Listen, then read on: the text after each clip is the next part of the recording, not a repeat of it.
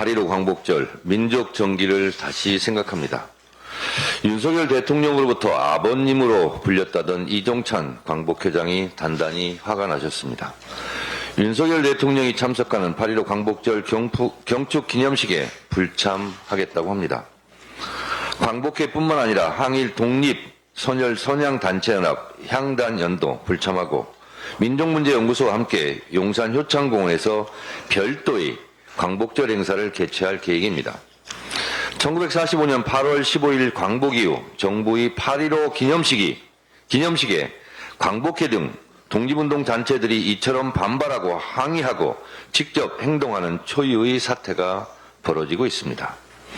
해방 이후 이런 정권은 없었습니다. 윤석열 정권은 일본 정부입니까? 한국 정부입니까?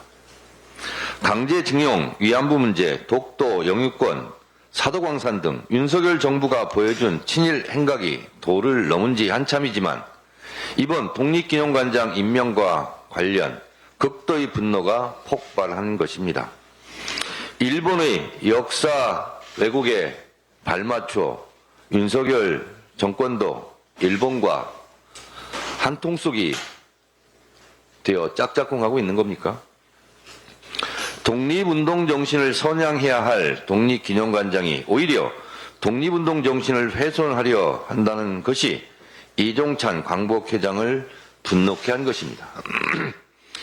김형석 신임 독립기념관장은 2023년 12월 강연에서 1948년 8월 15일 날 정부를 세우게 되는 거예요. 거기에서부터 대한민국이 시작되는 겁니다. 라고 말했다고 JTBC에서 보도했습니다. 이른바 1948년 8월 15일 건국절 주장인 셈입니다. 대한민국은 1919년 3.1 운동으로 건립된 대한민국 임시정부의 법통, 즉 1919년이 대한민국의 시작이었고 이때가 대한민국 1년이라는 헌법 정신과 정면으로 배치되는 주장입니다. 초대 이승만 대통령조차 1948년 9월 1일 발행한 대한민국 관보 1호에서 대한민국 30년 9월 1일이라고 표기함으로써 1919년을 대한민국의 시작, 대한민국 1년임을 분명히 하고 있습니다. 1948년 8월 15일을 건국절이라고 하는 주장은 초대 이승만 정부와도 배치되는 주장입니다. 8.15 건국절 주장은 한마디로 헌법 부정 세력이고 역사 쿠데타 세력입니다. 이들은 왜 8.15 건국절을 주장하는가? 숨은 꼼수는 무엇인가? 1948년 8월 15일 이전은 대한민국이 존재하지 않았고 대한민국 국민도 존재하지 않았으며 따라서 친일의 역사도 독립운동의 역사도 없다는 논리입니다. 1948년 8월 15일 이전은 일본 국가, 일본 국민이었다는 겁니다. 그저 일본 국민으로 일본의 역사라는 주장과 무엇이 다릅니까? 그렇게 되면 친일파를 욕할 필요도 없고 독립운동 정신을 선양할 필요도 없게 되는 것입니다. 그럼 친일파라는 오명에서 벗어날 수 있게 되어 민족의 역사와 정기가 말살되는 결과를 빚게 됩니다. 친일파와 친일파 후손들이 얼마나 좋겠습니까? 한 가지 자료를 보여드리겠습니다. 이것이 저 옆에 우리를 보고 있는 백범 김구 선생이 지시에 작성했다는 친일파 263명 살생부 명단입니다.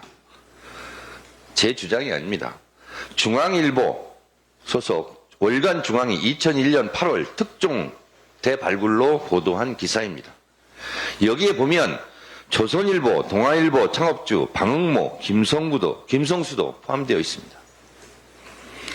저는 국회의원이 되기 한 해 전 2003년 제가 사실은 지금 국민의힘이라고 있는 당이 있죠. 제가 국민의힘 한때 공동대표였습니다. 2003년 생활정치 네트워크 국민의힘 시민단체 일원으로 독립기념관에 전시되고 있던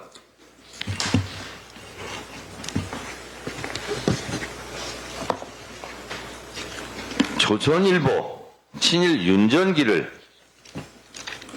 철거하라고 제가 시위를 한 적이 있습니다. 그 후 친일 조선일보 윤전기는 독립기념관에서 철거되었습니다. 조선일보의 친일 행각 중에 대표적인 것이 바로 이겁니다. 1936년 1월 1일 천황폐하 그러면서 일본 왕의 생일을 경축하는 조선일보 기사입니다. 조선일보는 이런 친일 행각에 대해서 제 기억으로 사과한 적이 없습니다. 일본 왕의 생일날 눈뜨고 볼 수 없는 아부와 굴종 일왕 찬양을 했던 조선일보 윤정기를 다시 독립기념관에서 전시하자는 주장을 또 할지도 모르겠습니다. 이것이 당시 제가 속해 있던 생활정치 네트워크 국민의힘 회원들이 퍼포먼스를 하고 있는 겁니다. 조선일보 윤정기를 독립기념관에서 철거하자고.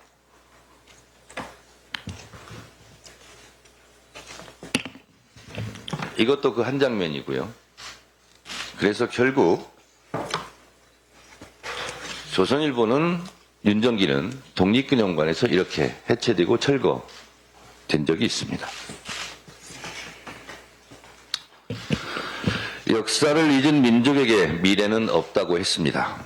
일본이 패망해서 항복하고 물러가면서 토착 왜구와 신종 간첩, 신종 밀정을 심어놓고 갔다는 주장이 점점 설득력을 얻고 있습니다. 그러지 않고서야 어떻게 이런 사람을 독립기념관장에 내리꽂고 아들의 친구인 대통령에게 이토록 분노하는 광복회장을 볼 수 있었겠습니까? 이종찬 광복회장도 밀정 얘기를 하고 있습니다.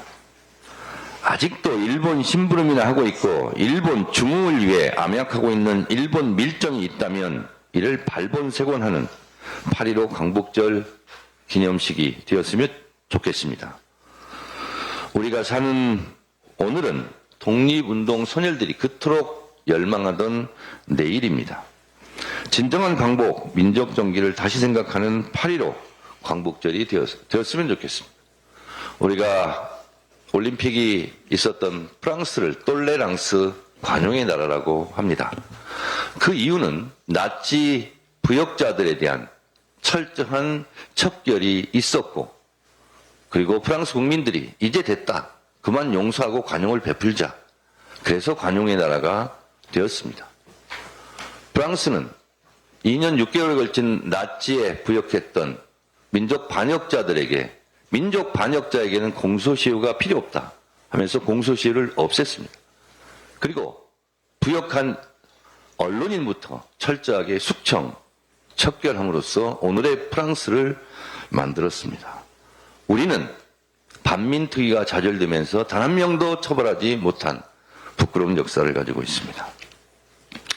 신임 독립기념관장을 즉각 사퇴시키십시오. 그렇지 않으면 윤석열 정권 퇴진운동이 들불처럼 일어날 것입니다. 윤석열 정권 민족과 역사를 두려워하십시오. 고작 5년짜리 임기 대통령이 왜 이리 겁이 없습니까? 윤석열 정권 들어라 역사의 외침을. 예, 자 시작하겠습니다. 당원이 최고다 99회 방송 시작하겠습니다. 지금 제 앞에 전 국민의힘 대표 정청래 의원 나오셨습니다. 네, 여러분 안녕하십니까. 생활정치 네트워크 전 국민의힘 공동대표 정청래입니다. 뭔가 세상을 앞서가는 느낌이 있어요. 네. 앞으로 수년 후에 네. 국민의힘이란 정당이 나올 것이다. 내가 먼저 하겠다. 이거 참 아까 댓글창 보니까 정청래 최고위원 연임하면 안 되냐고. 오늘 마지막 날이잖아요. 이 방송 나올 오늘 때 그렇습니다. 민주당 최고위원으로. 다음 주에는 전 최고위원이 되겠네요. 그러네요 지금. 야, 그럼 제가 정식으로 소개를 다시 시작하겠습니다. 정청래 서울 마포구을 국회의원 민주당 수석 최고위원 나오셨습니다. 어서 오십시오. 네, 안녕하십니까. 네. 이게 마음이 좀 찡한데? 임기 얼마 남지 않은 정청래입니다. 다음 주 이 시간에는 네. 전 최고위원이에요. 네. 다음 주가 묘하게도 근데 이게 99회야. 오늘이 몇 회죠? 99회. 다음 주 100회네. 고생하셨어요. 네. 야, 100번을 했군요. 이게 지난 2년은 정청래 재발견이었다고 해도 과언이 아닌 것 같습니다. 뭔가 마음이 되게 찡해요. 아, 그렇습니까? 예. 저는 항상 그대로였는데. 그치. 정청래는 저를 배신하지 않았죠. 아이, 참. 자, 이철호님 댓글 한번 읽어드릴게요. 이따 그 이야기 비슷하게 나오겠지만, 김승원 의원님 강하게 청문회에 드라이브 거는데, 흥행 이후에 또 성공 이후에 필요한 변희재 증인 채택 주도하지 말아주세요. 지금까지 정청래 의원님 포함 민주당 의원님들 후원금 소액이지만 자주 낸 사람입니다. 참 갑갑합니다 하셨습니다. 그럼 지금 변희재 씨를 증인 채택을 한다는 보도도 본 것 같긴 한데. 아니, 하지 않았습니다. 예. 자, 근데 좀 숙고해달라 이런 이야기가 지금 들어온 거죠. 필요하면 할 수도 있는 거죠. 못할 것도 없죠. 못합니다. 왜요? 왜냐하면 국회법상 증인 채택하려면 청문회 열리기 5일 전에 맞춰야 되거든요. 아, 나중에 필요하다면 또 할 수도 있는 거 아닙니까? 그러니까 이번 청문회 못. 이번 청문회 그렇죠. 네. 그렇죠. 자, 밍밍디님 매국차의 친일 승일 나노단위로 뚝갑해주는 정청래 등판. 혹시 네가 썼니? 느낌이 좀 그래. 네, 자, 그렇고요. 여러분 그 정청래 최고위원 마지막일 때 후원금 채웠으면 좋겠는데 얼마나 남았어요? 현재 오늘 비서가 보고를 하시던데 2,300만 원 남았다. 거의 다 됐습니다. 그러면 지금 방송 보고 계시는 분들이 10,000원씩만 내면 되겠네요. 그래서 우리 비서가 그러던데요. 의원님 이번 달 안에 다 끝나겠는데요. 그러던데. 아, 속도가 있으니까. 네. 저는 그랬으면 좋겠어요, 진짜. 정청래처럼 했더니 민주당에서 제일 먼저 후원금 찼더라. 네. 조선일보가 그래서 단독으로. 지난주에 오산에 차지오는 안 차지오 그랬잖아요. 그때 후원금이 들어왔대요. 진짜? 아버지가 보냈대요. 아버지가요? 아버지가. 그럼 아버지가 이 방송 본다는 건가요? 아버지가 이 방송을 보고 우리 아들이 후원금이었구나. 아, 그래서 아버지가 보냈답니다. 보람 PD님, 네. 차지오 의원도. 에이, 마음이 좀 그러네. 오산에 차지오는 후원금이 안 차지오. 예, 예. 자, 차지오. 되게 좋아하더라고. 그거 당연히 소개해줬다고. 그렇죠. 그러니까 차지오는 저번에도 몇 번 나와서 보니까 결국 의사 만들어 놨더니 돈 안 되는 일만 해가지고 사실 부모님 속썩인 거잖아요. 그런 의사를 보고 공공의사라고 그럽니다. 아, 그러니까 멋있는 사람이에요. 네. 자, 공공의사인데 돈은 공이야. 이게 뭐지 할 것 같긴 해요. 이 방송을 이 시간에 보고 있을 것 같지는 않고 이게 뭐지 하고 봤더니 정청래 최고가 차지오를 걱정하는데 본인 2천만 원 남았대요. 네. 집 이상한 캐릭터야. 예. 아니 이제 자꾸 차고 예. 정청래는 다 찼지요. 예. 차지오를 부탁합니다. 노광일님, 저도 차 의원에게 소액 후원했습니다 하신 맞고요. 진경민님, 차지호 의원님 10만 원 했어요. 정청래 의원은 5만 원 했어요. 네, 감사드립니다. 감사합니다. 정치인들이 정치자금 주면은 그걸로 빵 사 먹는 게 아니잖아요. 새벽 3시에 얼마 전에 세계일보에서 후원금 분석을 했는데 이재명 당대표와 저가 거액 후원금이 없고 소액만 있다고 그게 났거든요. 그래서 지난주에도 50만 원인가 뭐 보낸 분이 있어요. 그래서 이제 그럼 알아봐라. 그러면 일단 저를 아는 분들은 다 돌려주고 모르는 분이 했다 그러더라고요. 그분도 돌려드려라 이렇게. 뭐 어떻게 돌려줘요? 전화해가지고 계좌로 다시 보내줍니다. 그럼 어떻게 알고? 응? 아, 정치 후원금은 보낸 사람 전화번호가 있나 보죠? 알아봅니다 다. 아, 은행에서 예, 예. 돌려줘야 되니까. 저는 이게 훌륭하다고 생각하는 게 이 대표나 우리 정재국께서 고액 후원금을 받으면 필연적으로 쉽게 표현하면 카르텔이 생겨요. 빚지는 거지. 10,000원, 20,000원 하신 분들한테 뭘 못 갚지만 지역 내려가면은 실제로 그런 경우 저는 굉장히 많이 봤거든요. 저는 첫째 제가 아는 사람한테는 잘 안 받습니다. 모르는 분 그것도 소액. 그래서 현재 31,000원이 평균이래요. 31,000원. 1인당. 아, 그래도 뭐 영수증 발행하고 나면 남는 것도 없겠네. 그래도 많이 남아요. 알겠습니다. 여러분 정청래 자 오늘 최고위원 새날 방송으로는 마지막 날이에요. 좀 도와주시고요. 자 정청래 TV 채팅창 상단에 지금 있죠. 가서 구독 좀 해주시기 바라겠습니다. 야 근데 기분이 묘하네. 다음 주 정청래는 그 정청래일 뿐인데 뭔가 이렇게 외투 하나를 벗는다고 생각하니까요. 마음이 좀 찡한데. 그래서 다음 주에는 100회 특집 정청래 2년 동안 뭘 했나. 아 그렇게 해요. 예, 준비하겠습니다. 그걸 하자고요. 네. 예. 보람 PD 준비해 주세요 자료를. 아이, 각종 자료. 자료는 다 제가 해요. 아, 그래요? 예. 맥을 아는 사람이 해야지. 근데 이런 느낌이에요. 청문회 때 박정훈 대령이 앉아 있었잖아요. 네. 박정훈 대령이 느끼는 공포심이나 저는 답을 안 하셔도 돼요. 법사위원장으로서 법대로 하는 정청래도 느끼는 부담, 공포감은 비슷할 것 같다. 그렇지 않습니다. 야, AI야. 감정이 없어. 네, 그렇지 않습니다. 나 이 있습니까? 이 있으시면 표결하겠습니다.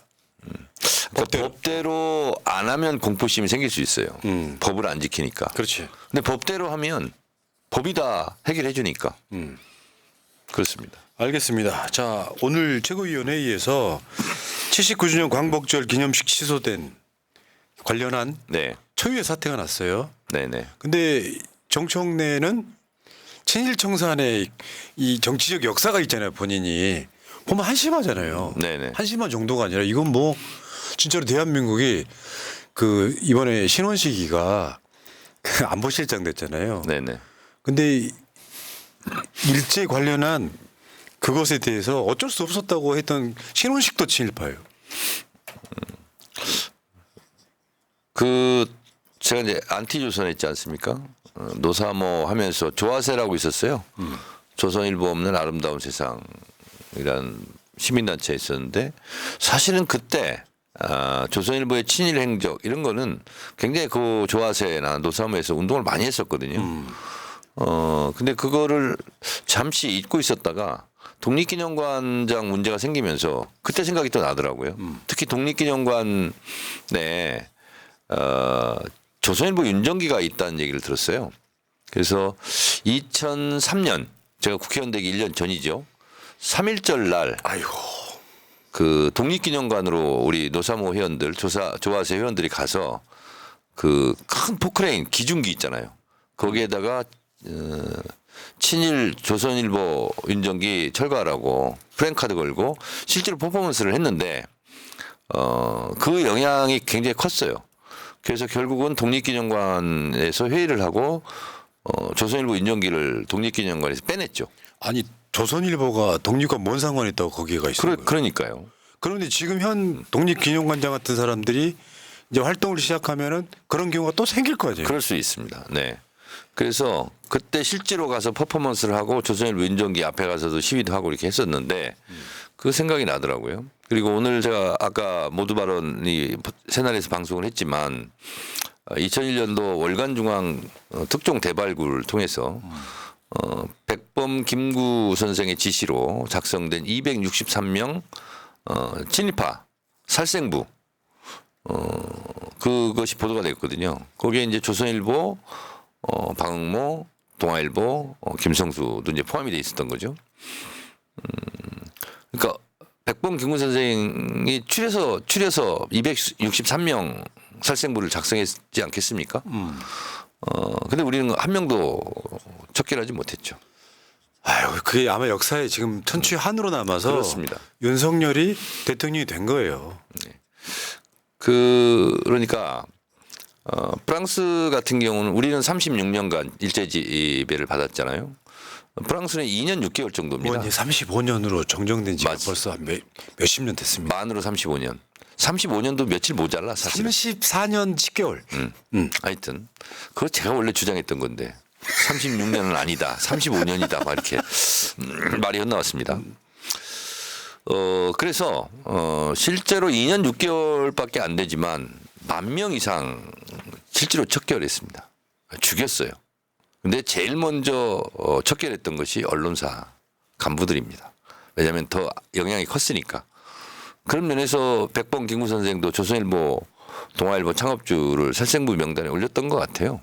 그런데 그 언론들이 지금도 민족 정기 이 친일 반민족 역사에 대해서 지금도 왜곡하고 있잖아요.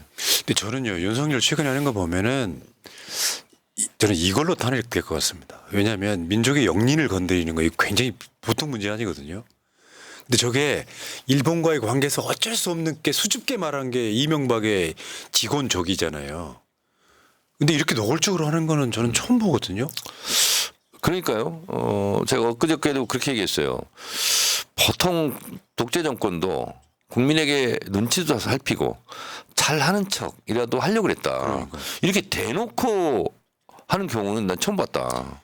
그러니까 지금 독립기념원장 임명에 대해서 자기가 뭐 추천한 거 아니다 이런 식으로 대통령실에 이야기가 나오던데 만약에 자기랑 상관없이 임명이 됐다면 임명권자가 본인 이지기도 하지만 됐다면 그때 경로를 내야죠. 경로는 타이밍을 잘 못 맞추는 것 같아요. 그러니까 다 이상한 데만 경로를 그래서 하고. 오늘 이종찬 강부회장이 또 그런 얘기도 했어요. 이 선정 자체 절차가 잘못됐다. 그 얘기하면서 법적인 조치에 뭐 강구하는 것 같은 느낌이던데요. 법적인 조치. 근데 절차가 잘못됐다는 거예요. 네, 그거 지금 저도 보고 들어왔는데, 그러니까 이게 사람이란 게 그런 거예요. 밥만 먹고 사는 게 아니라 역사 그리고 어떤 민족의 그리고 역사를 통해서 반면교사를 하지 않으면 역사는 반복되는데 그래서 그런 생각이 들어요. 어쩌면 그런 역사 청산의 기회가 문재인 정부 때였으면 얼마나 좋았을까. 혁명 다음에 대통령 끌어내리고 근데 그게 미지역지근하게 되니까 다시 그게 스물스물 살아나는 느낌? 그러니까 저희가 학생운동 할 때 이런 얘기를 많이 했습니다. 식민지 민족해방 투쟁은 세 가지의 특성을 가지고 있다. 장기성, 간구성, 복잡성. 그런 얘기 많이 했었거든요. 학생운동 할 때. 그러니까 이 친일의 역사는 지긋지긋하게 길게 지금 가고 있잖아요. 장기전이죠. 이게 장기전. 그리고 이렇게 뒤엉키고 막 얽히고 설켜서 간구성도 있고 복잡성도 있는 거예요. 그러나 언젠가는 해야 될 일이에요, 이게. 맞죠. 그러니까 다음 정권이 들어서면 이런 작용에 대한 반작용으로 훨씬 더 깊고 센 역사 청산이 있을 가능성이 있어요. 그게 민주주의고 그게 국민이고. 이재명 대통령이 되면 잘하지 않을까? 저는 이제 본인이 안 하고 싶어도 해야 되는 상황이 올 겁니다. 뭐 그럴 리도 없겠지만 본인이 안 하고 싶어도 이건 무조건 해야 되는 게 검찰청 해체하고 네. 친일청산이 아닐까 싶어요. 왜 이제 저쪽 프레임은 그렇게 걸 거 아니에요. 뭐 정치보복한다고 하겠지만 저쪽의 명이 너무 크므로 관련된 암은 더 커지는 역사의 순리에 어쩔 수 없이라도 할 수밖에 없는 그런 상황이 올 거예요. 네. 본인은 안 하고 싶어도. 그리고 이게 과거의 문제일 수만이 없는 것이 지금의 문제와 이어지는 것이 예를 들면 1948년 8월 15일을 건국절로 한다면 어떤 문제가 발생하느냐. 1948년 8월 15일 이전의 대한민국은 없는 거예요. 그러면 친일도 없고 독립운동도 없는 거예요. 나라가 없는데. 독립기념원장이 그 말을 했어요. 네. 그래서 제가 오늘 얘기했어요. 그러면 어떤 현상이 벌어지냐. 헌법 전문을 고쳐야 됩니다. 헌법 전문이 잘못된 거예요, 그러면. 3.1 참여운동, 임시정부, 4.19 이렇게 들어가 있잖아요. 그렇습니다. 대한민국은 법치국가이고 모든 법의 으뜸은 헌법이고 헌법은 130개 조항으로 구성되어 있고 헌법 130개 조항을 압축 요약해 놓은 것이 헌법 전문인데 헌법 전문이 이렇게 시작하거든요. 유구한 역사와 전통에 빛나는 자랑스러운 대한국민은 3.1운동으로 확립된 대한민국 임시정부의 법통과 불이한 건 4.19 민주이념을 계승하고 이렇게 되어 있거든요. 그래서 헌법 정신의 첫 번째가 3.1운동으로 건립된 대한민국 임시정부의 법통이에요. 그래서 1919년을 그래서 대한민국 1년으로 보는 거거든요. 그래서 초대 이승만 대통령조차 1948년 8월 15일 정부 수립 이후에 첫 번째 낸 관보 1948년 9월 1일을 대한민국 30년 9월 1일로 했다니까요. 그러니까 류라이트 계열의 이런 사람들이 이승만 대통령도 부인하는 거야. 근데 이승만은 또 재밌는 게 독립운동이라고 할 것도 없는 게 지금 KBS 그거 8월 15일 날 방송한다면서요. 이승만은 독립운동했던 상해 임시정부에서 탄핵된 인사예요. 참. 인정 못 받았죠. 네. 그리고 선양할 사람이 없어서 이승만을 선양합니까? 그 쫓겨난 사람이잖아요. 국민들한테. 부정선거해가지고 사람 죽이고 국민들 죽이고 미국으로 쫓겨갔던 사람. 하와이로 쫓겨간 사람이 쫓겨간 사람. 뭘 내세울 게 없어서 그런 사람을 내세우죠. 그러니까 지금 광복회 이종찬 회장이 심지어 윤석열의 멘토잖아요. 근데 그런 상황까지 벌어지는 거 보면 확실히 보수는 분열하고 있다. 보수도 포기하는 분위기를 가고 있다. 이종찬 광복회장을 보면 그분이 육사 출신이고 민정당 활동했잖아요. 민정당 제 기억에 사무총장인가 뭐 그렇게 했죠. 그랬는데 네. 김대중 대통령 때 이제 우리 쪽으로 오신 분 아니에요? 그래서 국정원장 했죠. 네. 이런 분이 보수주의자라고 볼 수 있는 거죠. 보수주의에는 애국주의, 민족주의 이런 게 다 포함이 돼 있는 거거든요. 근데 지금의 보수라고 하는 분들은 어떻게 민족주의도 없고 애국주의 이런 것도 없어. 그러게. 참, 알겠습니다. 자, 댓글창에 양문석 의원이 계속 왔다 갔다 하는데 읽어줄까요, 말까요? 양문석 들어왔어요? 공부 좀 해라 이런 거 보지 말고. 그러게 지금. 문석아, 니도 이제 의원 아이가 공부 좀 해라. 보좌관에 갖다 준 자료도 좀 있고. 어이쿠 386 정청래 반주 한잔 하셨어요? 참, 네. 양문석 어디 들어와 있어 근데? 댓글창에 또 올라올 거예요. 한 여러 번 그 채팅창에 뜨니까 안 읽어주니까 삐진 것 같아요 지금. 자, 아니 오면서 뭐 또 양문석 유튜브에 또 뭐 하나 올렸대. 아유 머리 아파. 나는 그 조용필 노래가 생각이 납니다. 아 웃고 있어도 눈물이 난다. 아 이거 힘들어요. 아니 나는 조용필 노래 거의 모든 노래 다 부를 수 있거든요. 근데 잊혀진 사랑 있잖아. 이게 슬프면서도 제일 신나. 가지 말라고 그렇죠, 맞죠. 그렇죠. 아. 제가 조용필 관련한 책을 쓴 사람이에요. 대한민국 최고의 뮤지션이죠. 자, 양문석 TV님, 양문석님, 송규석 형님, 정청래 진정성을 제발 좀 읽어주세요. 언제까지 자기 정치 운운하며 비난할 겁니까? 그러다가 조지다가 정봉주 이렇잖아요. 뭔 말이야 지금 이게. 아이고 그런 분도 계셔요? 요즘 정청래 까는 사람 있어? 저는 제가 생각했을 땐 그래요. 요즘요 정청래 욕하는 사람 많이 있어요. 국민의힘에서 많이 욕하는 것 같아요. 빼고 그건 빼고. 네. 요즘에 이제 새로운 분위기가 생겨났어. 지난 주말부터. 정청래 최고위원님. 네? 왜 본인은 연임 안 하고요? 최고위원도 출마할 수 있지 않나요? 연임할 수 있지 않나요? 아니 그래서 제가 이제 가보면 시도당 전당대회 하잖아요. 그럼 자리 배치를 박찬대 대표 대행이 정중앙에 있고 그다음에 당대표 후보 1번, 2번, 3번 그 다음 옆자리가 제 자리예요. 그러면 이재명 대표하고 앉아서 지금 보도의장에서 얘기하는 것처럼 한 시간이나 계속 얘기를 하고 있어. 일부러 그렇게 배치를 했나 보다. 아니 원래 그게 정석인가 봐요. 그러니까 예를 들면 들어가서 보면 오른쪽은 최고위원 후보들, 왼쪽은 당대표 후보들 이렇게 앉거든요. 근데 이제 정중앙에 이제 당대표 직무대행이 앉고 그다음에 대표 후보들 2, 3번, 그다음에 최고위원 이렇게 앉는데 그래서 제가 그런 얘기도 했었어요. 아, 저도 연임할 걸 그랬어요. 그러면 이런 사단이 안 납니다. 그래서 제가 궁금해서 물었어. 대표님 제가 연임 나갔으면 몇 등 했을 것 같아요. 내가 이렇게. 자, 알겠습니다. 여기까지 하시고요. 이제 본격적인 이야기. 시작도 안 했어. 아 시작도 안 했어? 네. 아 참. 지금 14일 날 수요일입니다. 네. 국회가 법사위에서 김영철 검사 탄핵 소추 사건 조사 청문회라는 거예요. 네. 그랬더니 보수 언론들이 청문회 뭐 수도 없이 청문회 한다고 뭐 청문회 전국이다 뭐 이렇게 까던데 지금 그러니까 김영철 검사는 저게 뭐 김수타 장시호 씨 문제가 아니고요. 그거랑 상관없이 일단은 김건희 주가 조작 사건을 봐준 검사라고 보는 게 맞죠. 그러니까 여기 이제 증인의 김건희를 부를 수밖에 없네. 네.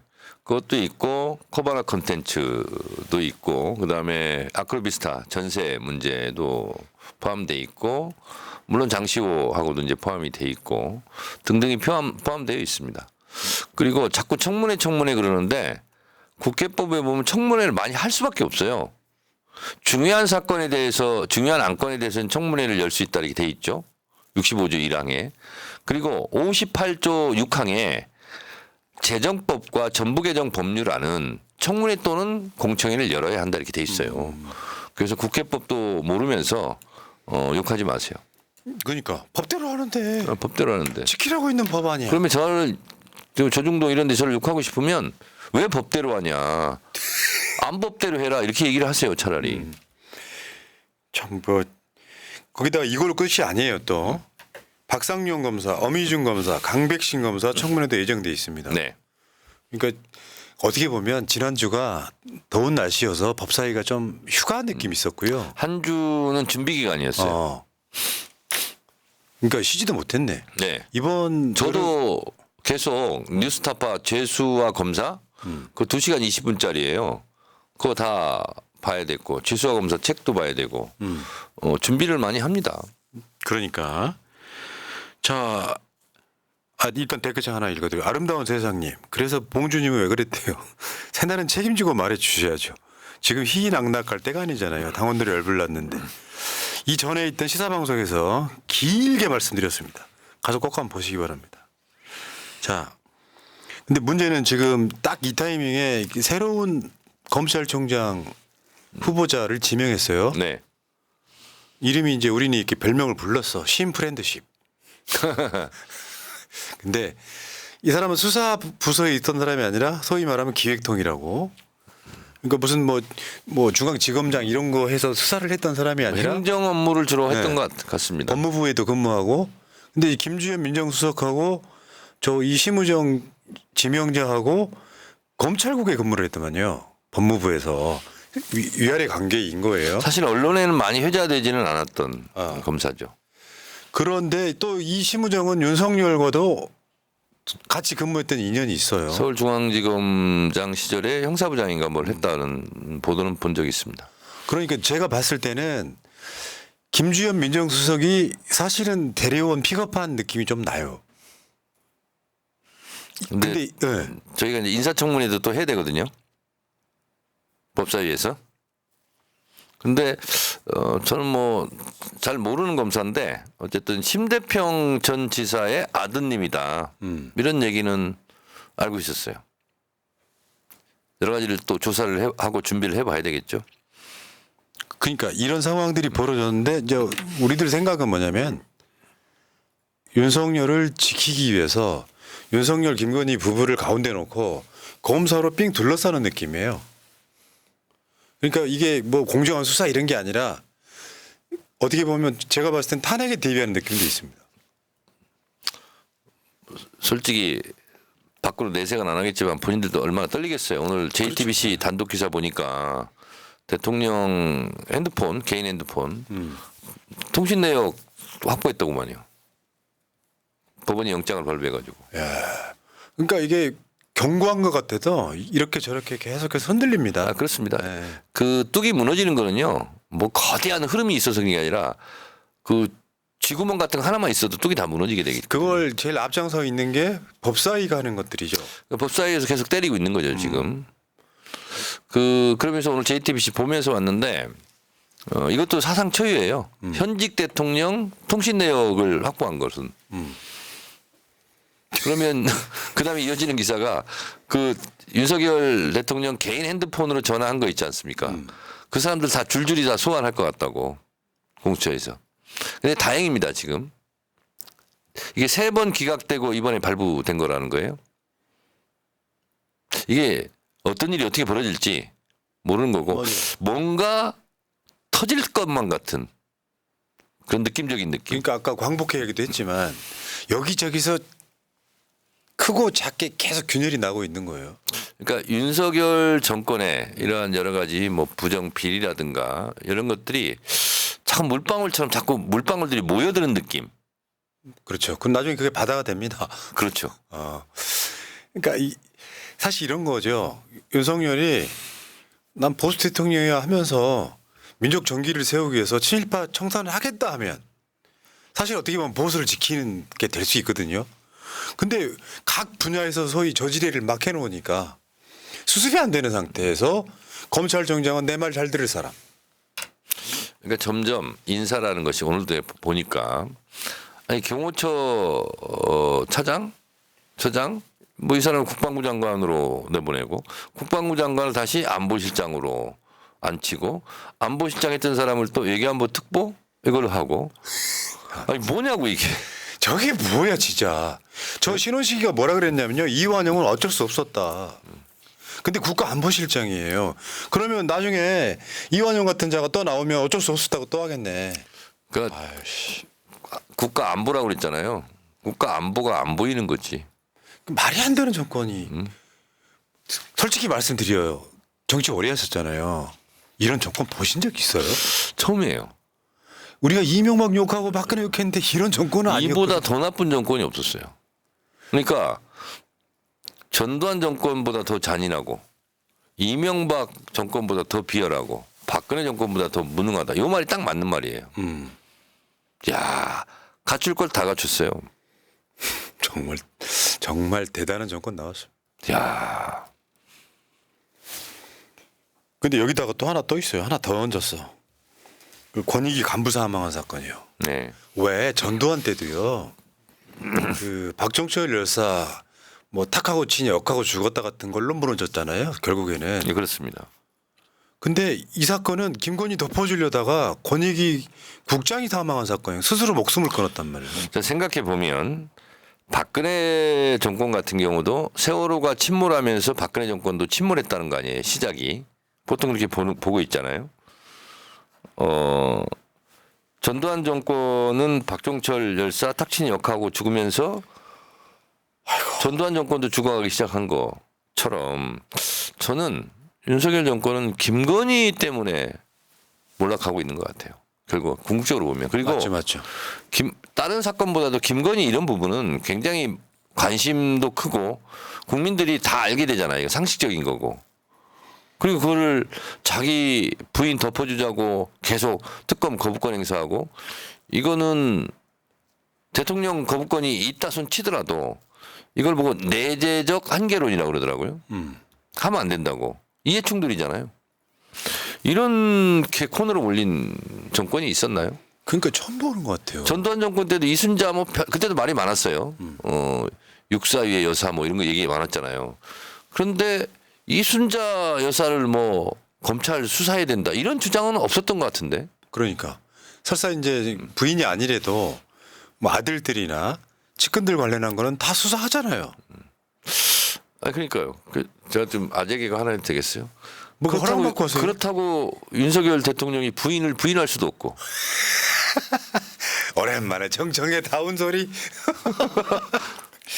아 너무 저번에 법사위원장 그 힘주노라고 네. 정청래가 사라져서 좀 서운했지. 아 그렇습니까 또? 아니 또 이러면 이런다 그러고 저러면 말이요, 저런다 내 말이. 그러고.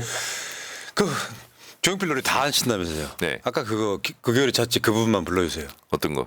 아 웃고 있어도. 아 웃고 있어도 눈물이 난다. 그대 나의 사랑아. 댓글창에 언어의 맙소사. 아 진짜 우리가 이렇게 웃자고 하는 게 너무 내가 내 생각대로만 방송하면 우울증 걸릴 것 같아서 그냥 허투루라도 좀 웃자. 근데 우리 방송 보시는 분도 그런 거거든요. 막 분노만 차 있으면 못 견뎌 오래. 가는 길 험난해도 웃으며 가자. 이런 말이 있습니다. 그러면 오래 가고 길게 가고 강하게 갈 수 있다. 네, 그렇습니다. 그리고 그리고 가끔씩 이제 그런 분들 있지. 감정의 기복이 너무 심하거나 업앤다운 이런 것이 크면 안 돼.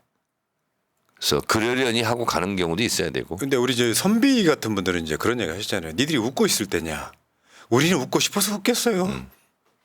아니 이제 제가 가끔 가다가 뭐 전당대회 때도 그렇고 이제 고속도로 휴게소에서 국밥을 먹잖아요. 그 국밥 먹는 걸 제가 이제 유튜브로도 올리고 페이스북도 올려요. 그럼 이제 가끔 그런 댓글이 있죠. 지금 밥이 목으로 넘어가냐? 네. 넘어갑니다. 자, 밥 먹고 합시다. 빗을 마루님 푸나 구독자 100만 되더니 국회의원이 나와도 반말 찍찍거리네. 감사합니다. 아직 한 번 더 하겠습니다. 네, 하세요. 예. 밤이니까 반말하세요. 무슨 말을 해도 싫은 사람은 내가 어떻게 방법할 방법이 없네. 그렇지. 감사합니다. 예. 자, 어쨌건 지금 검사청문회부터 시작해서 여러분들이 있잖아요. 박근혜 탄핵도 어느 날 하루아침에 된 게 아니고 굉장히 긴 시간 동안 사람들이 이거 탄핵 되겠어 할 때 됐거든요.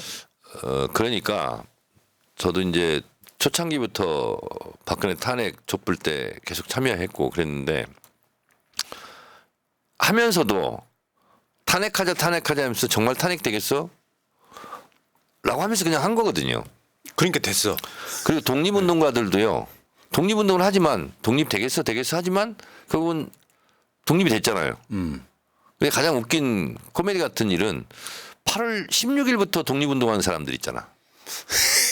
근데 그 이야기는 이제 오늘은 안 하시는 걸로. 그런 사람들이 있어요. 지금 정치권에서도 마찬가지야. 아무것도 안 하고 있다가 숟가락 얹는. 그거를요. 저 전문용어로 기회주의자라고. 아, 그런가요?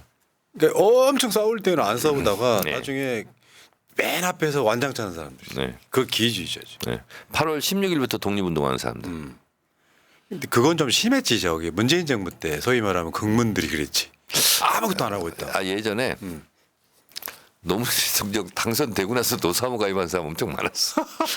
아 그러니까. 에이. 자 어쨌건 지금 이번 주에 검사청문회 여러분들 보시고요. 그쪽에서 안 나오면 이원석 안 나온다 그랬고. 증인 참고인들이 지금 많이 불출석할 것으로 예상이 돼요. 그러면 나오는 사람들 입에서만 다 이야기가 나오면 됩니다. 그렇습니다. 장시현 어떻게 됐어요? 국내에 없는 걸로 지금 알고 있어요. 제가. 그래요? 저번에 장경태 의원이 지난주 이야기했던 건데 다른 검사도 막 50번 이렇게 출정했다고.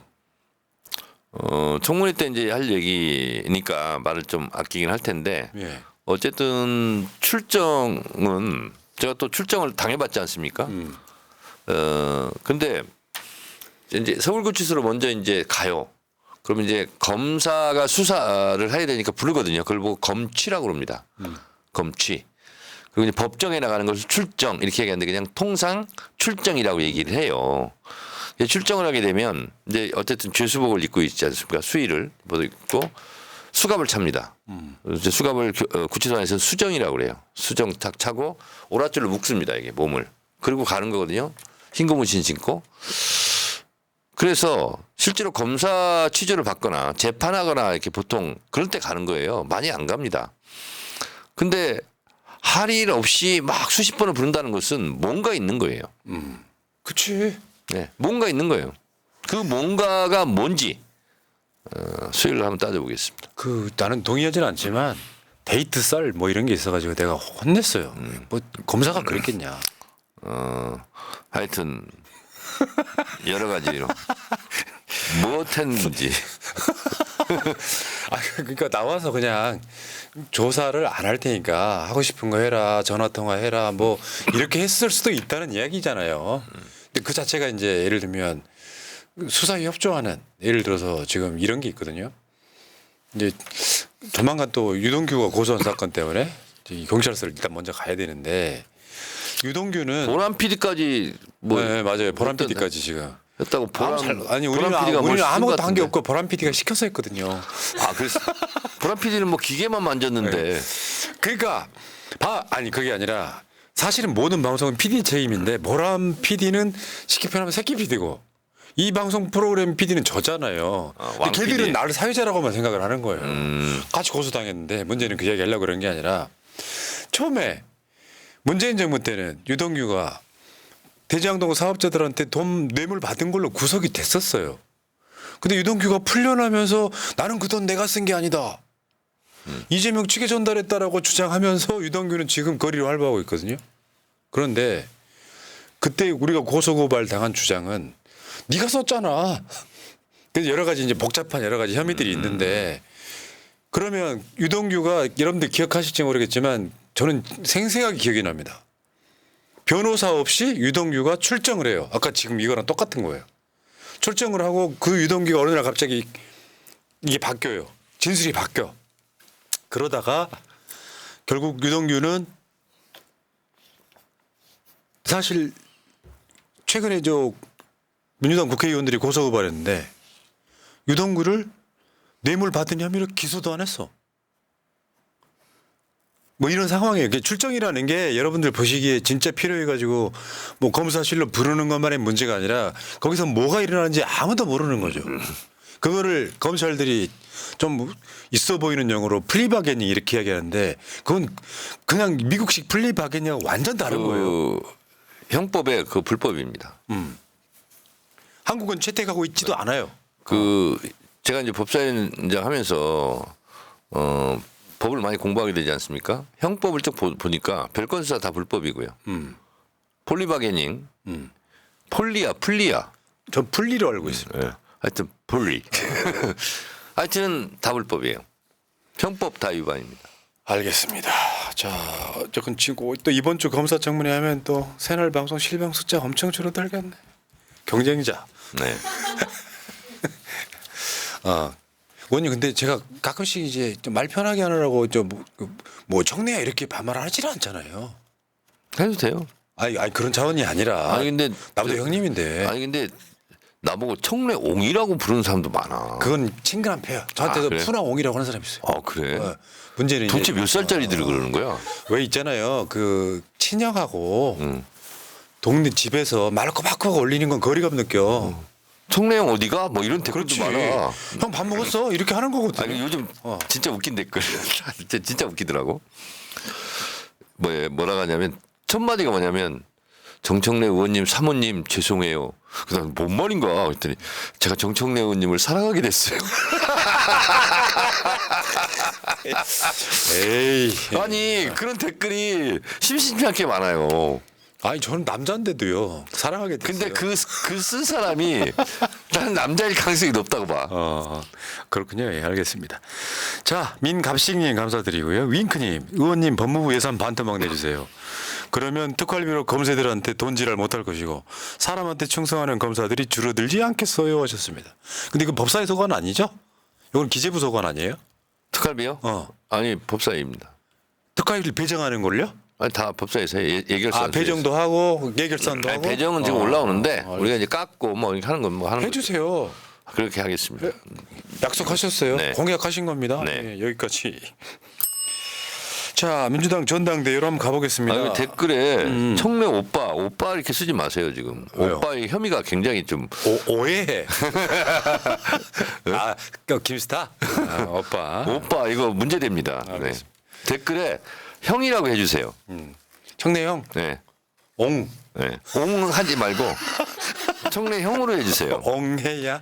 자 여러분 그러면 청래형 댓글 그냥 청래형으로만 좀 써주시기 바랍니다. 알겠습니다. 그리고요 사실은 이제 이 이야기를 잘 모르는 사람들인데 제가 정청래 의원보다 형이에요.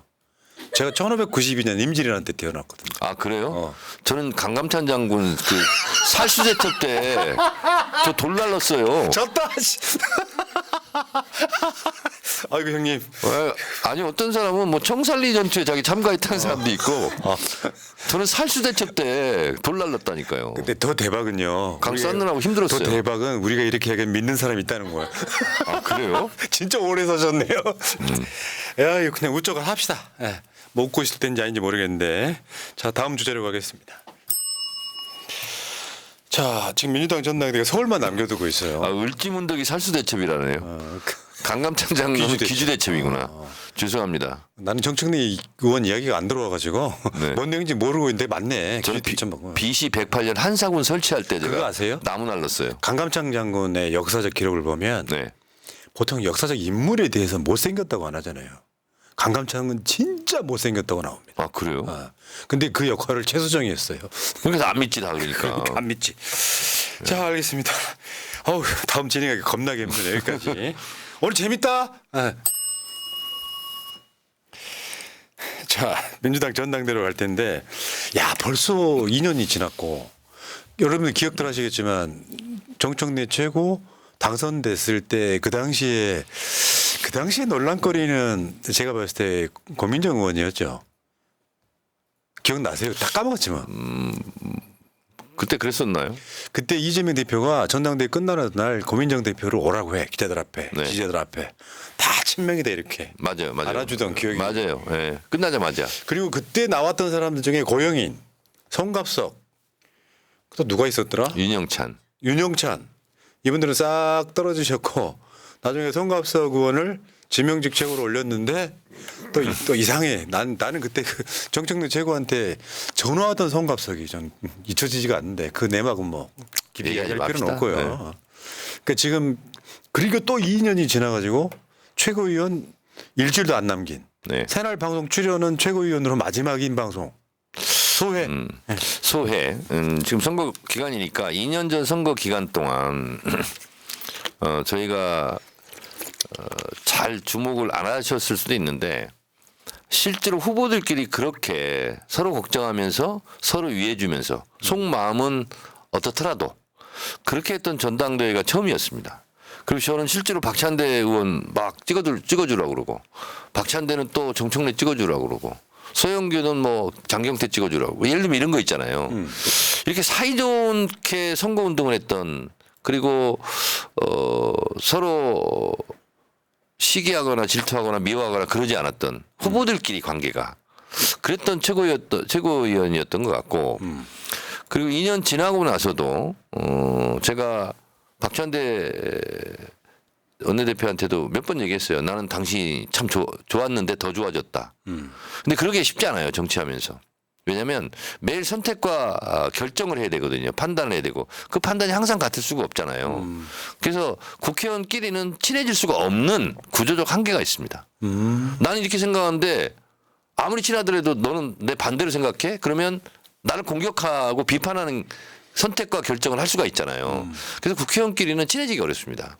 매일 선택과 결정과 판단의 연속이거든요. 헌법기관이기도 하고. 그렇습니다. 걸어다니는. 그래서 국회의원끼리 진짜 친해지기가 어렵거든요. 근데 저는 이번에 박찬대 원대하고도 친해졌고 소영교 최고위원하고 친해졌고 장경태 최고위원하고도 엄청 친해졌거든요. 그래서 많이 동지를 얻은 듯한 그런 느낌이에요. 근데 그 흐름이 법사위에서 다시 만나니까 네네. 훨씬 잘 알고 있기 때문에 되게 편하죠. 네. 그리고 서로 친해야 농담도 할 수 있고 때로는 디스도 할 수 있고 그러잖아요. 그러니까 제가 어느 방송 나가서도 퇴장 이론은 장경태가 될 겁니다. 이렇게 얘기를 하는 거예요. 친하니까. 맞는 키. 네. 맞는 키. 그러니까 장경태도 또 그걸 재밌어 해. 그런 관계가 된 거죠. 그러니까 지금 생각해 보면 이제 뭐 장경태 최고는 이제 뭐 얼마 안 남겨두고 서울시 시당위원장 한다고 네. 사퇴하긴 했지만 그러면 이재명 일기 체제의 최고위원들 잘 뽑았어요. 그걸 제 입으로 얘기하기는 좀 못하지만 어쨌든 이런 최고위원 지도부 없었죠. 왜냐하면 역대급이었어요. 정청래 최고가 처음 최고위원 했을 때의 문재인 대표 때 지도부를 보면 생각나실 거예요. 저는 징계받고 공갈 당직 자격정지 1년 받고 최고위원에서 쫓겨났어요. 컷오프되고 네. 그때 그것 때문에 또 까먹었다. 주모 의원. 주모 의원한테 그랬다고. 네. 그러니까 이게 지금도 지도 체제는 많이 바뀌었잖아요. 1순위, 2순위, 3순위가 있어가지고 승계하고 하니까 요거 대표가 사퇴를 하면은 2순위 최고위원이 승계하고 요런 분위기가 있어가지고 리그를 달리하자. 최고위원 리그하고 당대표 리그를 달리하자 해서 또 이렇게 만들어 놓는데 항상 지지고 볶았던 게 예를 들면 지금으로 따지면 반명 비명이 숫자가 골고루 있으니까 맨날 싸우다가 끝나는 그렇습니다. 그리고 임기를 못 채우는 근데 아마 이렇게 완주한 지도부도 찾기 힘들어요. 그렇습니다. 그 이재명 일기 지도부는 어쨌든 결과적으로 하여튼 큰 무리 없이 그리고 또 큰 잡음 없이 이렇게 끝나가는 것 같고 그리고 최고위원끼리 친해지게 됐고 이게 참 쉽지 않아요. 그렇게 됐고 그리고 어쨌든 2년 동안 이재명 대표를 향한 그 폭압적인 탄압 이런 것도 같이 사선을 넘으면서 뭐 끈끈한 동지애 이런 것도 많이 생겼던 것 같습니다. 맞죠. 또 그러니까 유일하게 소위 비명이라고 하는 곳에서 밀어올린 후보는 제가 봤을 땐 양념 정도 아니었습니까? 좀 불편한 경우도 몇 번 있었지만. 뭐 또 나름대로 그 포지션에서 역할을 했겠죠. 네. 아니 언론 개혁 쪽에서는 되게 좋은 목소리 내는 건 하여튼 맞는데. 뭐 근데 한 목소리로 갈 수 있습니까? 하다 보면 이런 목소리 저런 목소리 있고 그런데 이제 결론이 나면 이제 승복하고 같이 가야 되는 거죠. 최근에 저 서영교 최고 귀가 좀 간지러울 수 있는데 요즘 잘하더라고요. 준비도 많이 하고 팩트로 막 때리는데 솔직히 말하면 최고위원 하기 전에 서영교 우리가 얼마 알았어요. 그러니까 이재명 일기가 배출한 스타들 엄청 많은 거죠. 뭐 박찬대 말할 것도 없고 장경태, 서영교, 정청래 뭐 이렇게. 그러니까 정말 훌륭한 지도부였다. 좀 아쉽다 이런 생각이 듭니다. 그래서 그런 아쉬움도 있고 이래서 오늘 이제 중앙이 통과됐는데 당 대표가 자문위원회를 둘 수 있도록 그 당원을 개정했어요. 전직 최고위원 고문이 아니고 자문? 네. 당 대표는 자동으로 이제 고문이 되거든요. 근데 최고위원들은 아무것도 없어요. 그래서 당 대표가 자문위원회를 두고 원내대표와 최고위원을 했던 사람들로 자문위원회를 구성하는 걸로. 뭐 오늘 기자 전화 와서 그래서 누가 그거 제안했어요? 그래서 내가 솔직히 얘기했어요. 그건 내가 제안했다. 아이디어 덩어리. 네. 크리에이티브가 넘쳐요. 뭐. 네. 제가 제안했다고. 지난주에 생방송 끝나고 방송 제목을 바꿨는데 이제 그러니까 저 정청래 명언 오록이라고 할 정도로 그냥 쏟아냈어요. 지난주 방송 안 보신 분들은 꼭 들어보시기 바랍니다. 지난주 방송 저도 안 봤는데요. 방송을 했잖아요. 아, 저는 방송을 했지. 참. 방송을 다시 안 봤지. 아이고 강감찬 때 태어나신 분.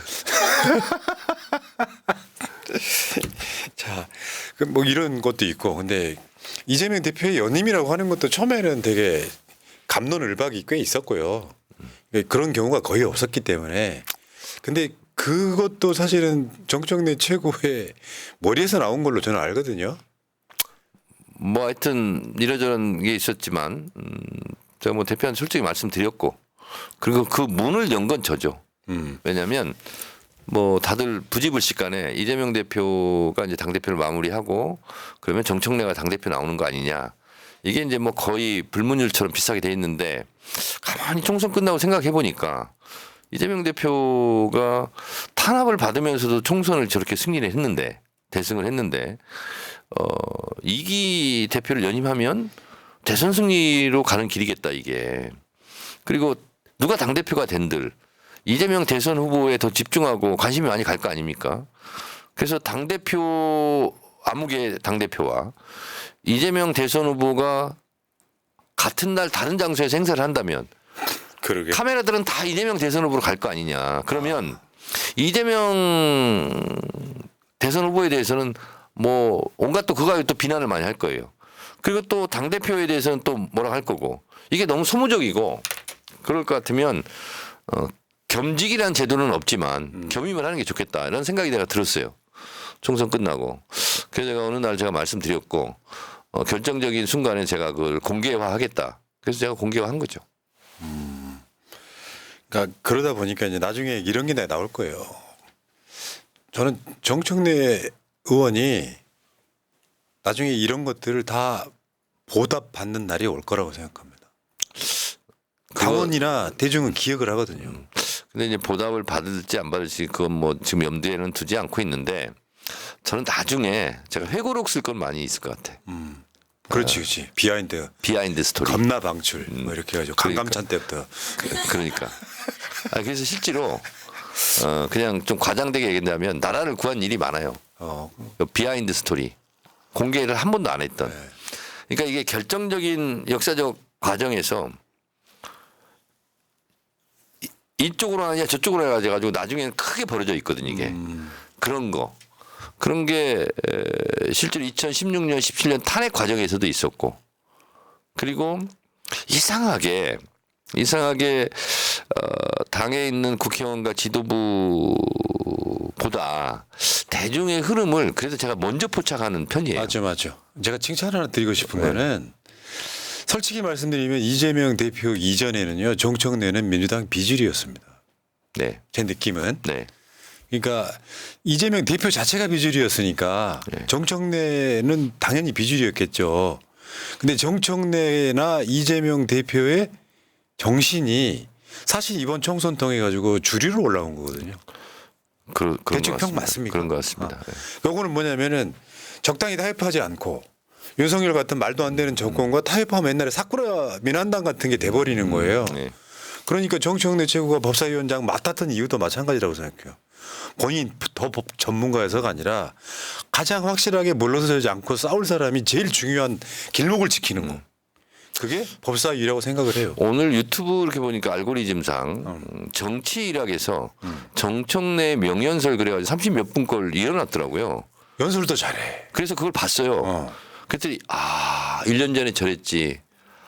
광주 5.18 광장에서 내가 저렇게 연설했지. 부산의 서면에서 저렇게 연설했는데 뭐냐면 핵심이 뭐냐면 대선을 지고 나서 이렇게 포괄적인 당대표와 당에 대한 탄압이 있는데도 지지율이 30-40% 있는 경우는 없었다. 그 뭐냐? 뚜렷한 대선 주자 1위 이재명이 있기 때문이다. 이재명이 민주당의 상징이고 깃발이다. 맞죠. 이 깃발을 잘 지켜야 된다. 그래야 총선 승리한다. 그러니 이재명을 지키는 것이 민주당을 지키는 것이고 그것이 총선 승리의 길이고 대선 승리의 길이다라는 게 연설의 요지예요. 근데 그거를 1년 전에 2년 전에 제가 그러고 다녔더라고. 근데 기억도 잘 안 나죠. 근데 저 말을 내가 했다고? 이런 말을 되게 그렇습니다. 많이 하죠. 그래서 지금 생각해보니까 너무 새롭고 그때 전국을 보는 게 너무 정확했다. 이런 생각이 오늘 제가 그걸 봤어요. 30몇 분짜리 다 연결해 놨더라고. 연설 3개인가 4개를. 그걸 봤더니 그때 내가 저렇게 말을 했는데 저 말이 맞았어. 이렇게 되더라고. 여러분 채팅창 말고요. 화면 상단에 정청래 후원의 계좌 보이시죠?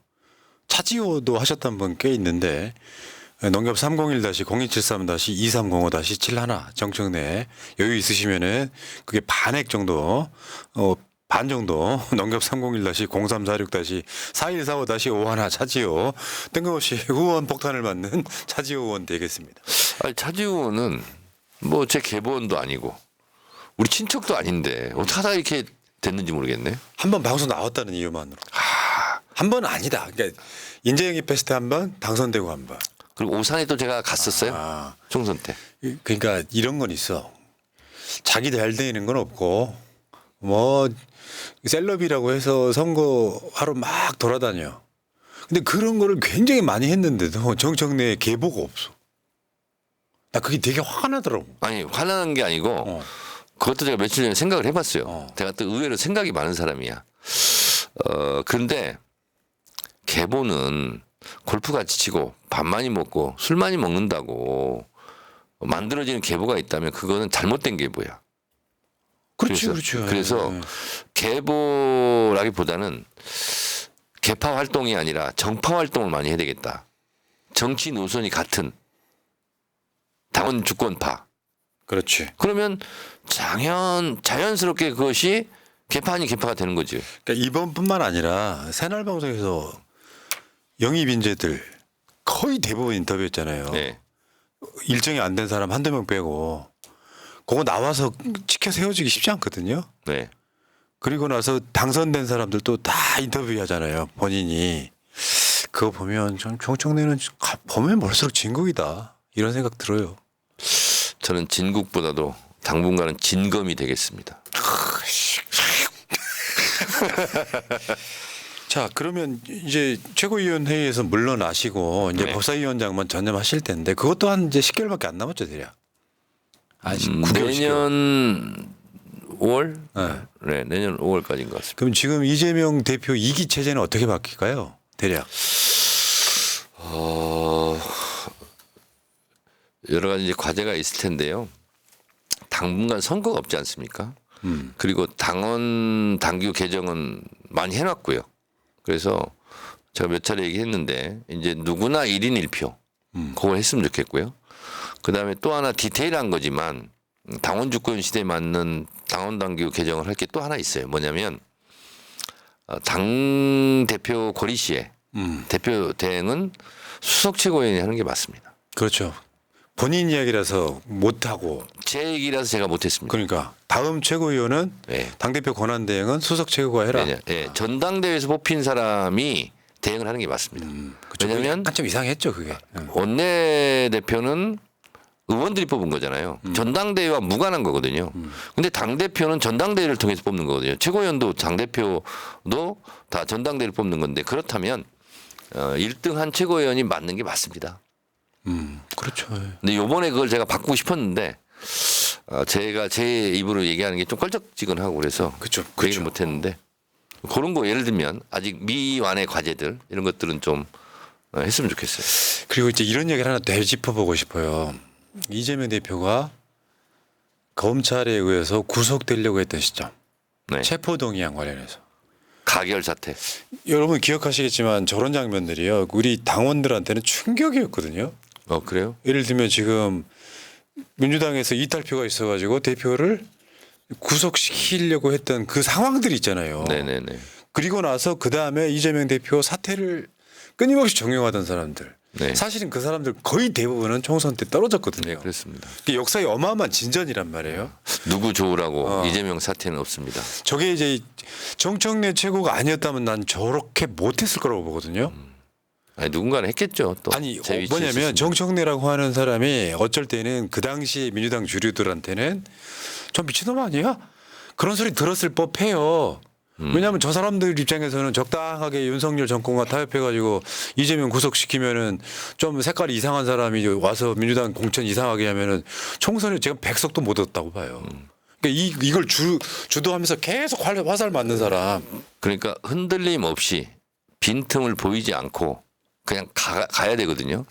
그래서 저때 제가 했던 말 중에 지금 생각해도 좀 내가 말 잘했다는 거 뭐냐면 어찌됐든 내년 총선 공천장에는 이재명 당대표의 직인이 찍혀 있을 겁니다. 그 말을 제가 했죠. 그렇죠. 맞아요. 진짜 명언이었다. 네. 또 명언 또 폭발하네 또. 네.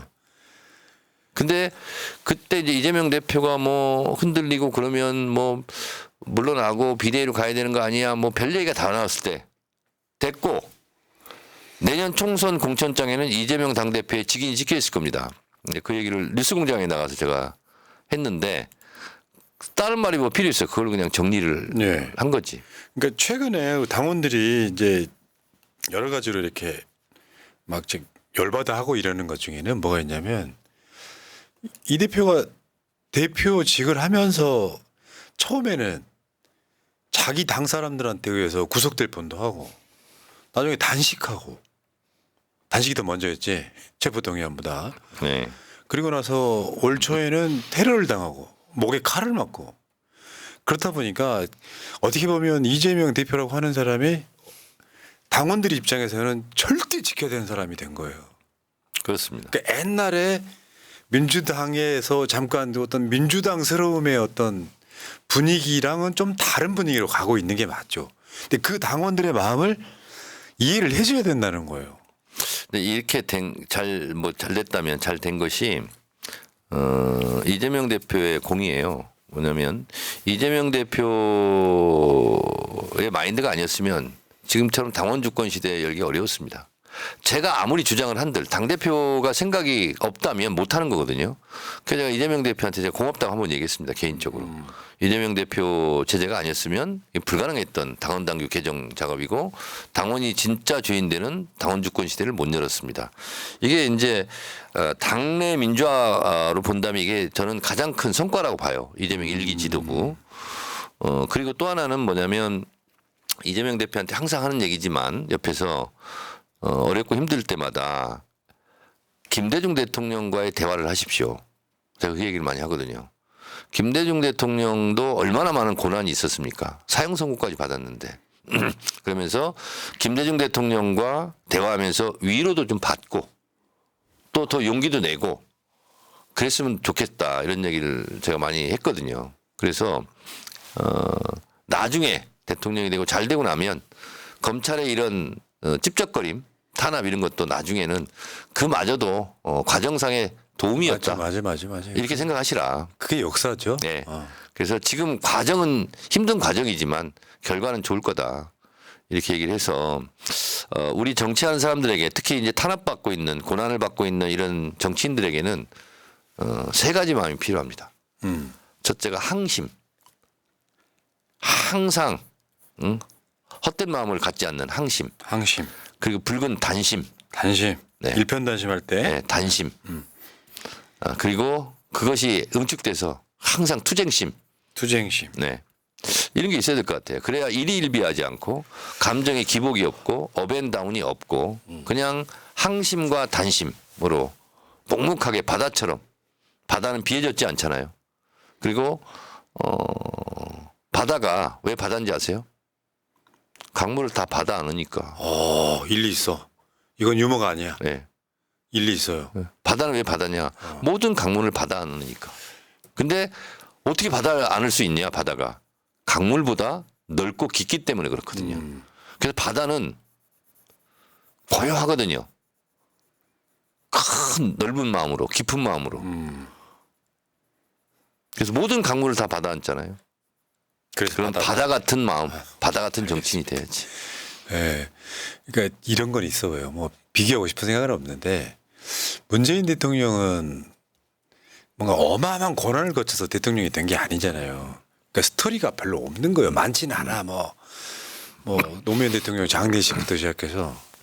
근데 이재명 대표는 스토리가 너무 많으니까 이제 그 스토리 속에 이제 올라타 있는 사람들 입장에서는 이재명 대통령 만들고 나면은 아마 민주당 사람들 뭐 국민들 할 것 없이 다 엉엉 울 것 같아요. 그러니까 문재인 대통령은 압축 요약해서 말씀드리면 노무현 대통령의 핏값으로 쌓아올린 금자탑이거든요. 그렇죠. 그런 게 있죠.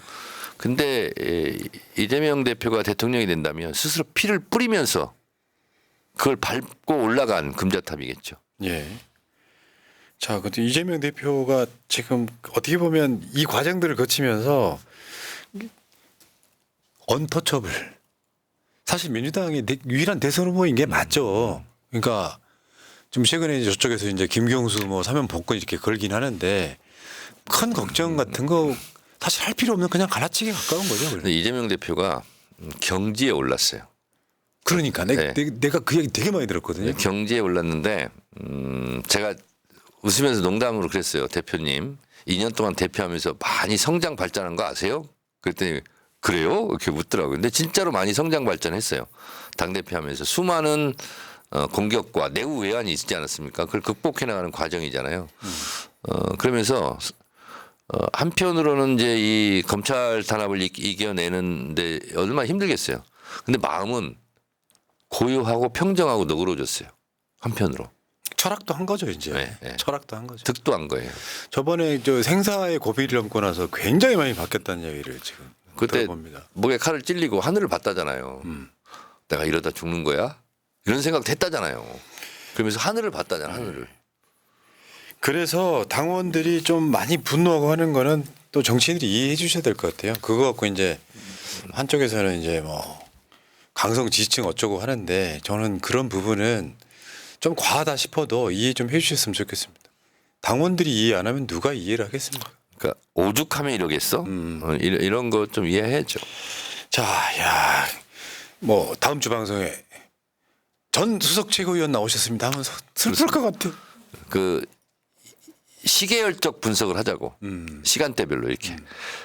첫 최고위원 되자마자 실현이 당사 압수수색, 아 그러네. 예. 선거법 기소 뭐 이런 거였어요. 이런 걸로 시작했어요. 정청래 2년? 네. 그래요. 준비할게요. 그렇습니다. 그때 제가 시적인 표현으로 그렇게 했어요. 차라리 바람이 부는 갈대가 흔들린다면 바람을 구속하라 막 이런 얘기 했었어요. 그래서 제가 최고위원 하면서 있잖아요. 모두 발언 쓴 거 있잖아요. 이 수첩 이게 30권이거든요. 와, 뭐관? 30권. 네. 수첩이 30권 다 들고 나올게요. 진짜? 그래서 방송 준비하려면 또 겁나 힘들겠네. 아니 30권을 들고 나지고 놓고 그냥 일반 시사해요. 아무거나 이렇게 해가지고 노래방 불러서 이렇게 하는 것처럼 한 번 읽는 거야. 이렇게 문장을 몇 개씩. 30권이 이만큼. 민주당 최고위원들 완주한 것도 사실 진짜 오랜만에 봅니다. 솔직히 말해서. 네. 그러니까 그 30권이 이렇게 있거든요. 서랍에. 그걸 이렇게 보면 뿌듯해요. 거기다 다 기록을 해놔가지고. 네. 뭐 현장에 가면 인기 많더라고요. 네? 정청래를 이렇게 바라보면은 정청래 최고하고만 사진 찍으려고 그래. 아니 제가 아. 모든 전당대회장에 지금 다 다녔거든요. 나름대로 이유가 있습니다. 뭐냐면 이것도 제가 제안을 했어요. 동네에서 이루어지는 행사 단체 가다 보면 신임 지도부가 전임 지도부한테 다 감사패 줍니다. 근데 민주당은 한 번도 없었어요, 그게. 그러면 이번에는 이재명 대표가 이재명 대표한테 감사패 일단 주고. 그래서 그런 전통을 지금 세우자. 좋아. 그리고 최고위원들도 주고. 예. 그래서 그것 좀 하자고 그랬어요, 제가. 나 그 장면 보고 싶은데. 진짜 전 최고위원 정청래에게 이재명 대표가 감사표 주고. 네. 자기한테도 줘야죠. 그거 혹시 아세요? 그건 제가 드릴까? 1982년인가를 기억되는데 네. KBS 가요대상에서 네. 전에 있던 최고 인기 가수가 가수왕. 가수왕이 다음 가수왕을 발표하는 장면이 있어요. 자기가 자기 걸 발표했어. 조용필. 1982년 최고 인기 가수상은 두구두구두구두구 조용필입니다. 조용필입니다.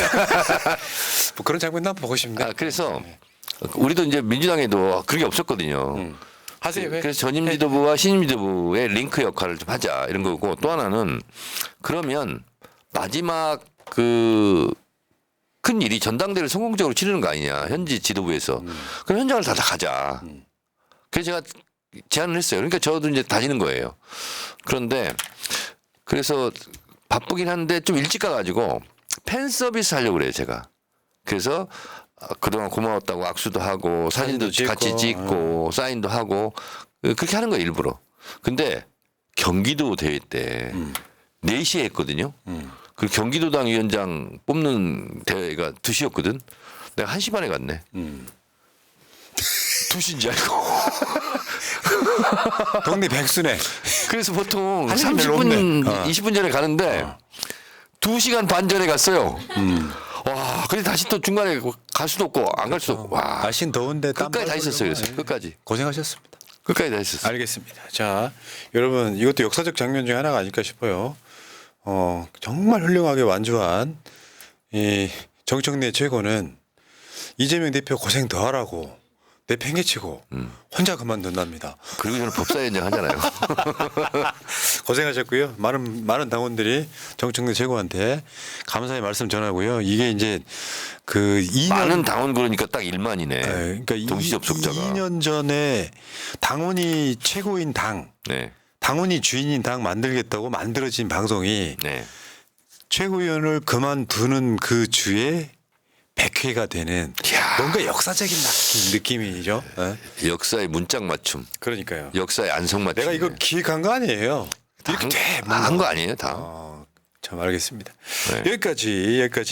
마지막으로 자, 현 최고위원께서 우리 방송 사랑해 주신 분들께 한 말씀 하십시오. 여러분 감사하고 고마웠습니다.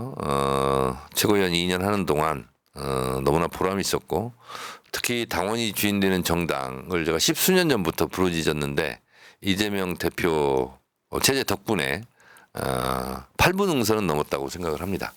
이제 남은 것은 대한민국 모든 선거가 누구나 1인 1표인데 민주당은 아직도 1인 20표 이렇게 되고 있습니다. 그래서 이거를 1인 1표로 바꾸는 과제는 다음 지도부에서 해결해 주시고, 그리고 이재명 대표와 함께 총선 승리한 것처럼 2기 이재명 지도부는 대선 승리에 초석을 놓는 그런 차기 지도부가 됐으면 좋겠고, 저는 지도부에서 물러나지만 그 또 언저리 주변에서 이재명 대표의 성공을 위해서, 정권 탄압을 위해서 제가 있는 포지션에서 그 역할을 다하도록 하겠습니다. 그동안 현직 최고위원으로서 성원해 주신 모든 여러분들께 고맙습니다. 그동안 감사했습니다.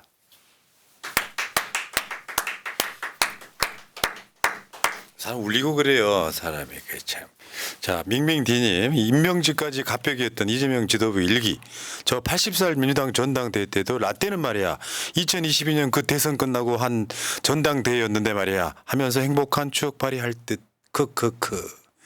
강현배님, 민주과에 오신 것을 환영합니다. 자, 또 이게 감정이 너무 취해 있으면 윤석열하고 못 싸우지. 자, 싸우러 나갑시다. 방송 마치고요. 다음 주에 뵙겠습니다. 고맙습니다. 감사합니다. 민주주의 평화 통일 다 죽어간다. 이대로는 놔둘 수 없다. 자, 다시 한번 해보는 거야. 자, 다시 한번 싸우는 거야. 자, 손 맞잡고 어깨를 걸고 우리 함께 이기는 거야. 자, 다시 한번 해보는 거야. 자, 다시 한번 싸우는 거야.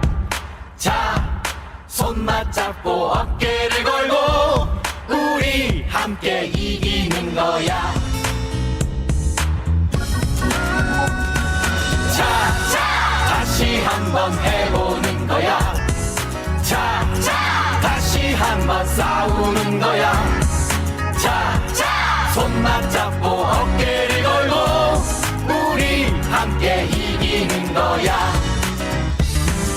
자, 다시 한번 해보는 거야. 자, 다시 한번 싸우는 거야. 자, 손 맞잡고 어깨를